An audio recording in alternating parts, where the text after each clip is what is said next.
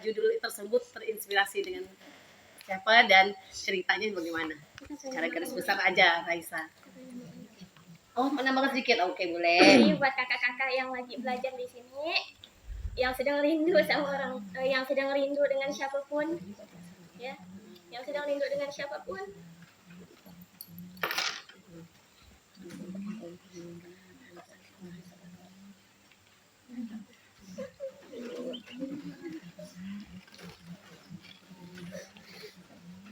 yang sudah terpisah dengan orang tuanya,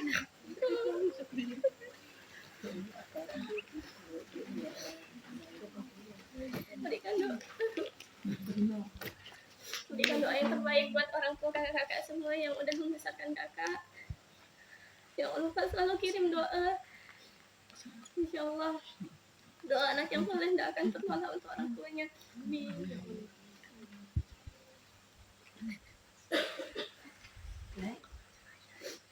Lagi? Lihat Raisa.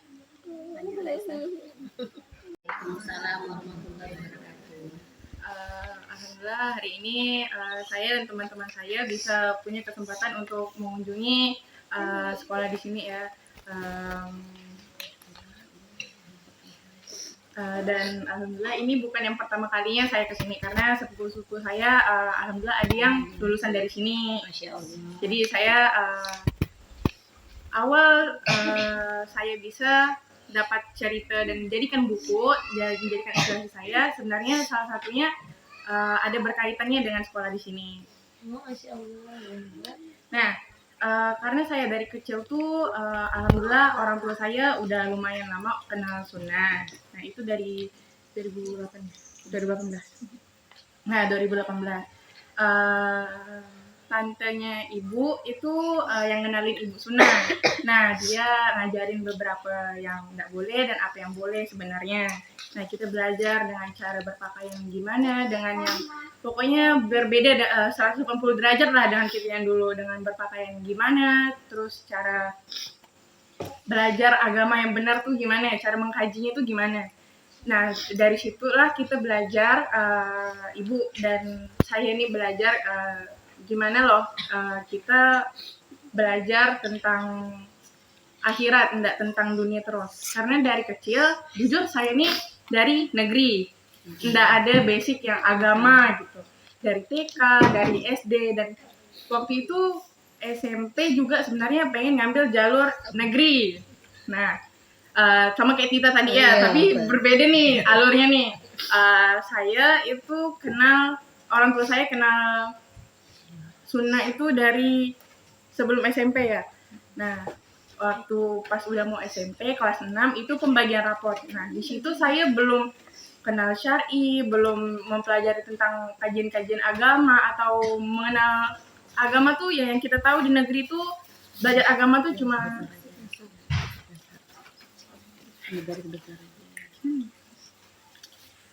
pokoknya setelah pembagian raport nih karena ibu udah kenal sunnah, Ais nih dihadapi dua pilihan, yang mana Ais mengharuskan pilih salah satu pilihan yang besar yang cukup beda nih. Dua pilihan ini tuh kalau misal kita pilih salah satu tuh pokoknya hidup kita tuh bakal berubah 180 derajat lah. Pilihan tersebut tuh antara Ais sekolah negeri atau sekolah di yang ngejuru ke agama. Nah, sebelum adanya Asakina waktu Ais SD, Ais dihadapkan dengan pilihan Ais masuk pesantren di HM. Nah, dari situlah kita tuh Ais nih tahu kalau ada loh sekolah yang namanya HM, dan ini tuh pelajarannya gimana, apa sih yang mereka pelajarin, apa yang mereka tuh bisa. Kalau kita dulu tuh berpakaian yang berbeda, terus Ais tuh mikir gimana Ais bisa merubah Ais yang darinya gini sampai bisa berpakaian syar'i. Itu tuh menurut Ais itu keputusan yang sangat besar ya buat hidup ya. Apalagi kita belum kenal sunnah tuh dari lahir, maksudnya pertengahan lah, maksudnya enggak dari awal kita hidup kita langsung kenal dengan agama ataupun sunnah gitu. Itu kan menurut kita gimana bisa enggak ya kita istiqomah, bisa enggak ya kita berubah. Karena dulu tuh belum punya ilmu yang gimana kita tuh nggak mikirin sepenuhnya dunia gitu. Ais dari kecil itu punya impian yang SD di sini, SMP di sini, dan SMA di situ. Pokoknya semua udah tersusun rata.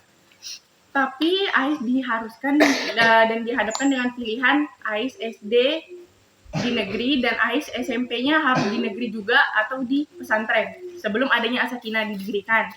Nah, itu tuh Ais bilang ke ibu, Ais bingung nih.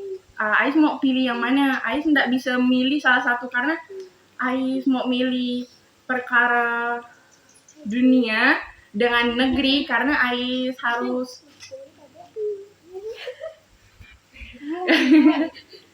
karena Ais emang nggak punya basic yang hafal, Ais nggak punya hafalan sama sekali, Ais nggak bisa, maksudnya nggak ngerti lah istilah-istilah pelajaran kita sekarang nih kayak tajwid, akidah, itu kan berat tuh kalau kita dari negeri ya, kayak gimana nih kita bisa ngejar mereka yang mereka udah punya basic dari SD, sedangkan kita di SD nggak belajar itu, kita belajarnya langsung dari tingkat SMP, yang namanya kita belajar tuh kita harus dari bawah gitu, maksudnya dari basic, sedangkan Ais nggak ada basic, terus Ais bisa langsung ke SMP. Nah ini tuh jujur itu pilihan yang besar ya.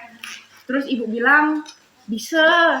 Jujur Ais masuk SMP Asakinanya waktu itu belum ada MTK, jadi SPD di situ, jadi nggak ada pelajaran umum karena ada akidah, adab, cuma ada pelajaran agama. Jadi Ais ngejulunya ke situ karena Ais pikir oh udahlah nanti juga bakal bisa dikejar loh nanti SMA, dan Ais melupakan susunan-susunan yang udah Ais susun dari SMP harus di mana gitu.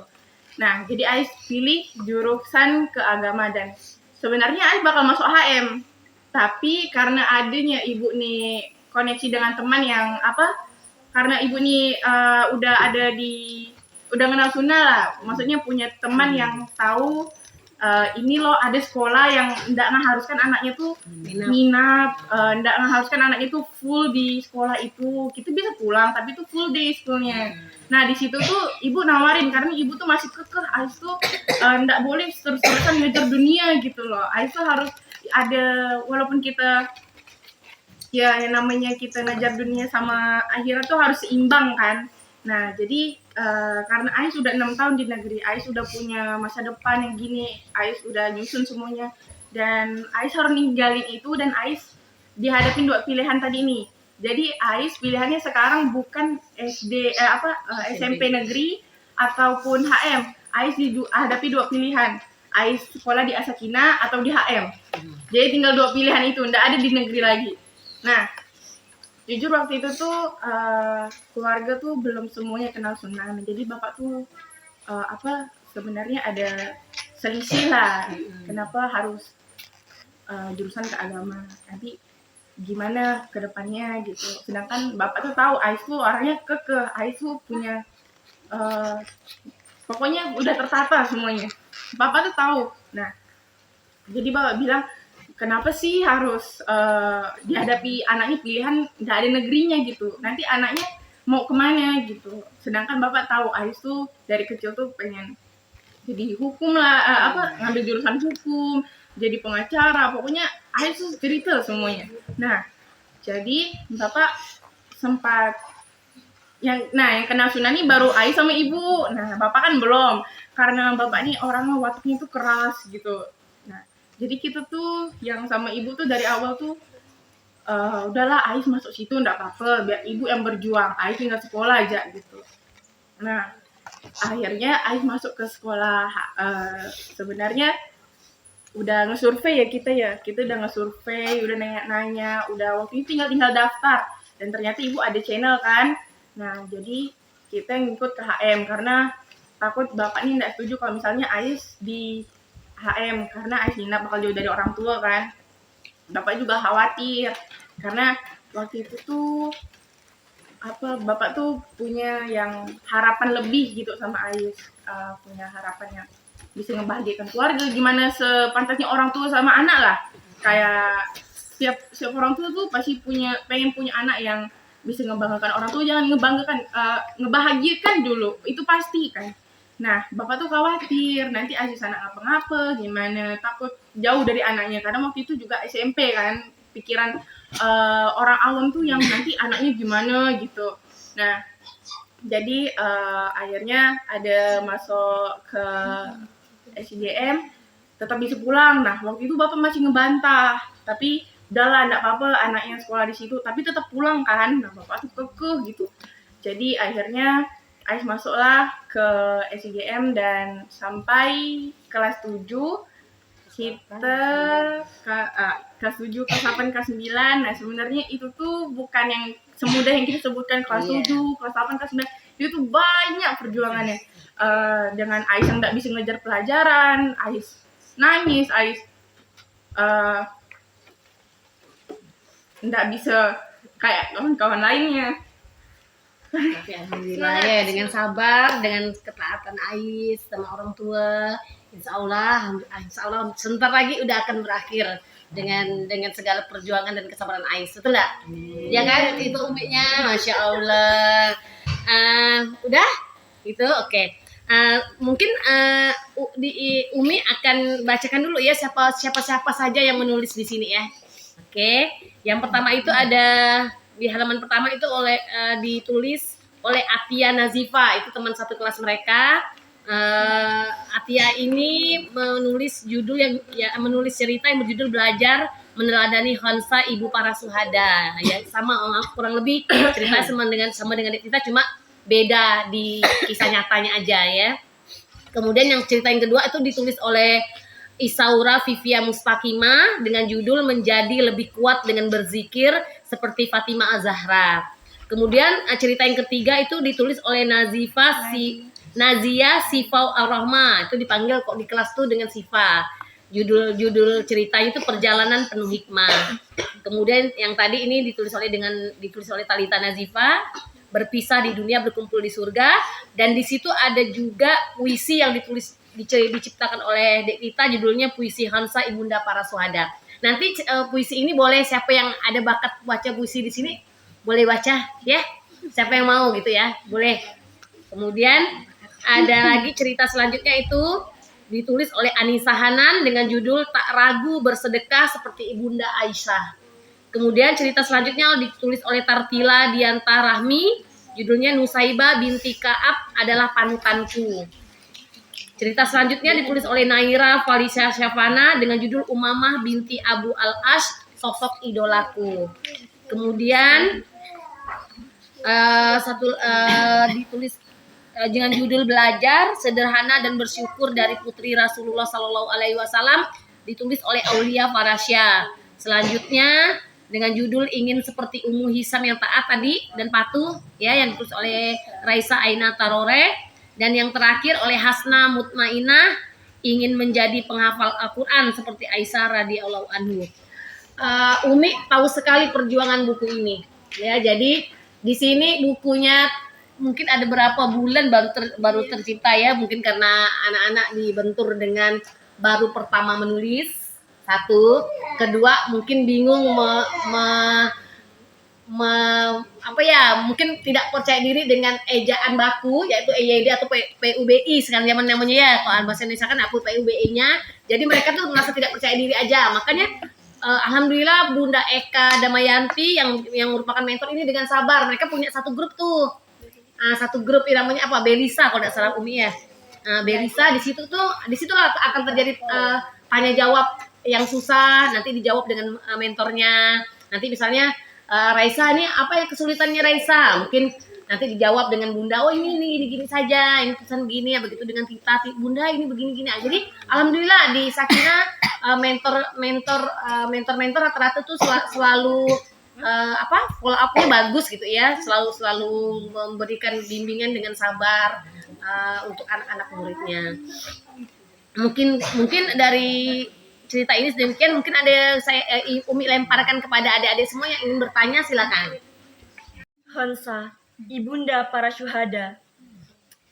Lantunan syair-syairmu terdengar lantang, menggema, membakar semangat jihad anak-anakmu. Bagai melodi yang tercipta, indah merangkai sebuah irama cinta. Indah mengalun rindukan surga, menepis fata morgana dunia. Derap suara langkah-langkah kaki kuda bercampur dengan desingan pedang yang beradu dalam peperangan. Syair-syairmu ikut dalam pertempuran Kodisia. Lantunannya merobek, lantunannya menghunjam, lantunannya menikam, lawan pun banyak berjatuhan. Lantunanmu juga mengantarkan duka. Satu persatu anakmu gugur dalam medan perang. Tapi kau hanya tersenyum, walau garis duka tampak dari raut wajahmu. Ketaatan dan ketegaranmu telah mengalahkan rasa duka, dan kau pun berkata, segala puji bagi Allah yang memuliakan diriku dengan syahidnya mereka. Dan aku berharap kepada Robku agar dia mengumpulkan diriku dengan mereka dalam rahmatnya. Syair dan kata-katamu tercatat dalam sejarah, terekam dalam jiwa pejuang-pejuang, terlukis dalam hati wanita muslimah, terkenang di lubuk hati para ibu. Kaulah Hansa, ibunda para syuhada. Kita pada hari ini, Umi ucapkan, Umi pribadi dan keseluruhan ibu komite serta anak-anak SMP SMA Sakinah mengucapkan terima kasih atas sambutannya. Ustazah, terima kasih ya Ustazah. Terima kasih yang sebanyak-banyaknya. Kita tutup dengan doa kafaratul majelis. Subhanallah wa bihamdihi.